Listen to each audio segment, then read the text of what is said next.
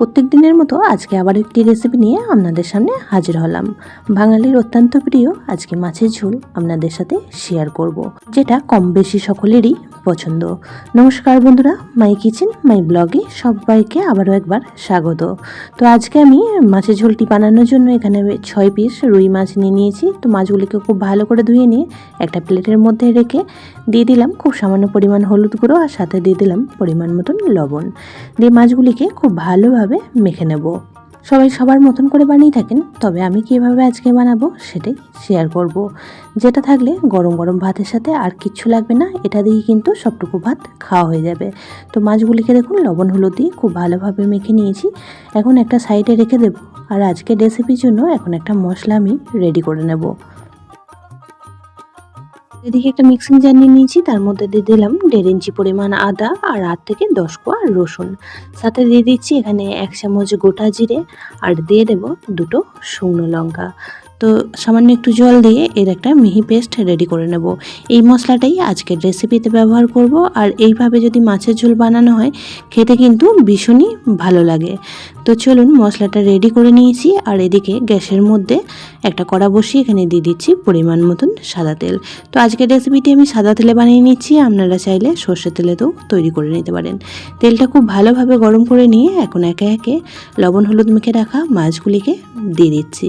তো মাছগুলি আপনারা যেমন ভাজা পছন্দ করেন সেইভাবেই ভেজে নেবেন। সমস্ত মাছগুলি দিয়ে দেওয়ার পর এক পিঠ লালচে করে ভেজে নেব। এক পিঠ ভাজা হয়ে গেলে অপর পিঠটা উল্টে একই রকমভাবে ভেজে নেব। সকলেই মাছের ঝোল বানিয়ে থাকেন, আর মাছের ঝোল বিশেষ করে সকলেরই পছন্দ। তবে এই পদ্ধতিতে যদি একবার বানিয়ে নেওয়া হয় খেতে কিন্তু খুবই ভালো লাগে। একদমই সহজ সাধারণভাবে রেসিপিটি তৈরি করছি। তো মাছগুলি দেখুন বেশ কড়া কড়া করে ভেজে নিয়েছি। তো আমার বাড়ির সকলে একটু কড়া ভাজাটাই পছন্দ করে, তার জন্য মাছগুলি কড়া করে ভেজে নিয়ে এখন একটা পাত্রের মধ্যে তুলে রাখবো।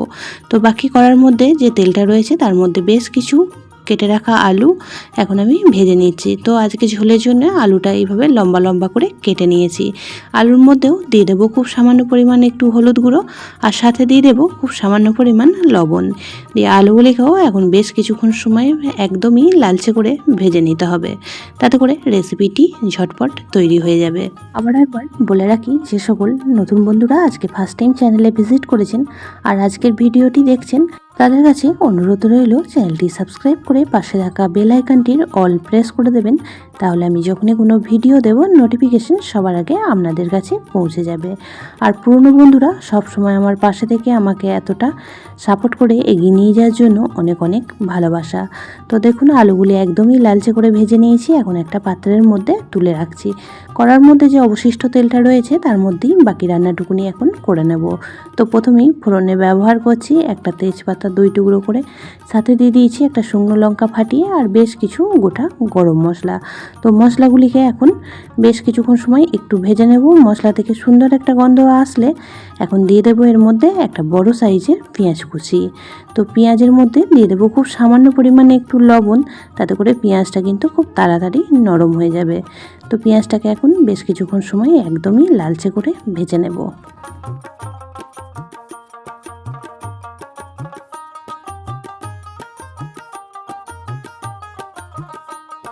তো পেঁয়াজটাকে দেখুন একদমই লালচে করে ভেজে নিয়েছি। তো এই পর্যায়ে এখন যে মশলার পেস্টটা আমি রেডি করে রেখে দিয়েছিলাম সেই মশলার পেস্টটাই দিয়ে দিচ্ছি।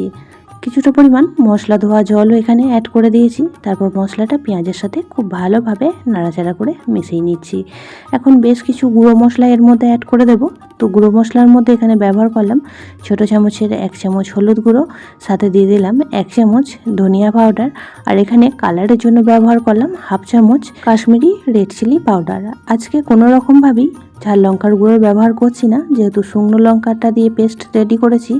আপনারা যদি ঝালটা বেশি খেতে পছন্দ করেন সেক্ষেত্রে লঙ্কার গুঁড়োটা অ্যাড করতে পারেন। তো এখন মশলাটা খুব ভালোভাবে কষিয়ে নেব। যতক্ষণ না মশলা থেকে তেল ছেড়ে আসছে ততক্ষণ অবধি মশলাটাকে কষিয়ে নিতে হবে, তাতে করে মশলার কাঁচা গন্ধটা খুব সহজেই চলে যাবে। বেশ কিছুক্ষণ সময় নিয়ে মশলাটা কষিয়ে নিয়েছি, আর দেখেই বুঝতে পারছেন মশলা সাইড থেকে তেল ছেড়ে আসছে। এই পর্যায়ে এখানে আমি দিয়ে দিলাম একটা টমেটোর পিউরি। একটা মিডিয়াম সাইজের টমেটো মিক্সিং জারের মধ্যে পিউরিটা রেডি করে নিয়েছি। তারপরে পিউরিটা অ্যাড করে দিয়ে এখন মশলার সাথে খুব ভালোভাবে নাড়াচাড়া করে মিশিয়ে নিচ্ছি। তো এখন খুব ভালোভাবে আবারও একবার কষিয়ে নেব, তাহলে টমেটোর কাঁচা গন্ধটা খুব সহজেই চলে যাবে আর গ্রেভিটাও কিন্তু খুব সুন্দরভাবে তৈরি হবে। তো দেখুন বেশ কিছুক্ষণ সময় নিয়ে মশলাটা কষিয়ে নিয়েছি আর মশলাটা খুব সুন্দরভাবে কষানো হয়ে গেছে। এখন আবারও একবার খুব ভালোভাবে নাড়াচাড়া করে মিশিয়ে নিচ্ছি। তারপরে এখানে অ্যাড করে দেব আগে থেকে ভেজে রাখা আলুগুলি।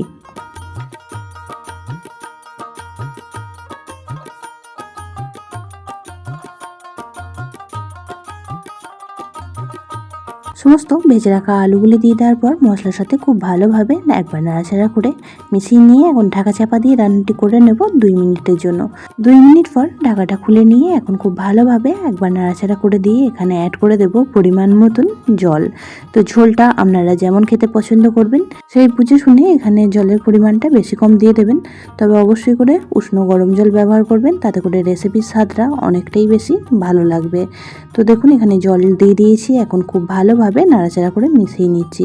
তো আজকে আমি খুব বেশি ঝোল করব না, তার জন্য জলের পরিমাণটা একটু কমই ব্যবহার করেছি। খুব ভালো করে একবার মিশিয়ে নিচ্ছি, তারপরে এখানে দিয়ে দেব পরিমাণ মতন লবণ। তো এখন আমি লবণের ব্যবহার করি নেই, তাই এই পর্যায়ে পরিমাণ মতন লবণটা অ্যাড করে দেবো। তো জলটা আরও একটু সামান্য দিয়ে দিলাম, আর এখানে দিয়ে দিচ্ছি পরিমাণ মতন লবণ, আর স্বাদ ব্যালেন্সের জন্য দিয়ে দিচ্ছি খুব সামান্য পরিমাণ একটু চিনি। তো এই দুটো উপকরণকে আবারও খুব ভালোভাবে মিশিয়ে নেব, আর মেশানো হয়ে গেলে ঢাকা চাপা দিয়ে রান্নাটি করে নেব 2 থেকে 3 মিনিট, তাতে করে আলুগুলি খুব সুন্দরভাবে সিদ্ধ হয়ে যাবে। 3 মিনিট পর ফিরে আসলাম, আর এখন খুব ভালোভাবে আবারও একবার নাড়াচাড়া করে নিচ্ছি, আর আপনাদের একটা আলু কেটেও দেখিয়ে দিচ্ছি যে কতটা সুন্দরভাবে সিদ্ধ হয়ে গিয়েছে। তো আলু সিদ্ধ হয়ে গেলে এখন আমি ভেজে রাখা মাছগুলি একে একে দিয়ে দিচ্ছি। বন্ধুরা এই পদ্ধতিতে যদি মাছের ঝোল বানিয়ে নেওয়া হয় গরম গরম ভাতের সাথে খেতে কিন্তু ভীষণই ভালো লাগে। একদমই সহজ সাধারণ একটি রেসিপি আপনাদের সাথে আজকে শেয়ার করছি। তো মাছগুলি দিয়ে দেওয়ার পর ঝোলের মধ্যে খুব ভালোভাবে একবার ডুবিয়ে দেবো, আর গ্যাসের ফ্লেম লো টু মিডিয়ামে করে আবারও 3 থেকে 4 মিনিট সময় রান্নাটি করে নেব। 5 মিনিট পর ফিরে আসলাম, আর এখন দেখুন ঝোলের কালারটা কত সুন্দর এসেছে আর উপরে কতটা সুন্দরভাবে তেল ছেড়ে গিয়েছে। তো এখন খুব ভালোভাবে একবার নাড়াচাড়া করে মিশিয়ে নিচ্ছি, আর এখন ওপর থেকে দিয়ে দেব বেশ কিছুটা পরিমাণ ধনেপাতা কুচি। তো অবশ্যই করে মাছের ঝোলে একটু ধনেপাতা দেবেন, তাতে করে রেসিপির স্বাদটা কিন্তু খুবই ভালো লাগে। তো এখানে 1 মুঠো পরিমাণ ধনেপাতা দিয়ে দিলাম, আর ধনেপাতাটা দিয়েও খুব ভালোভাবে আবারও মিশিয়ে নিচ্ছি।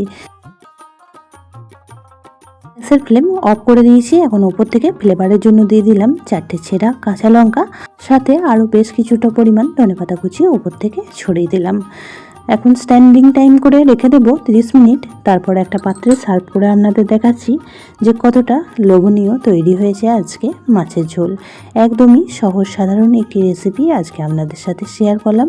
কেমন লাগলো অবশ্যই কমেন্ট বক্সে জানাবেন, আর একবার এই পদ্ধতিতে বানিয়ে খেয়ে দেখার অনুরোধ রইল।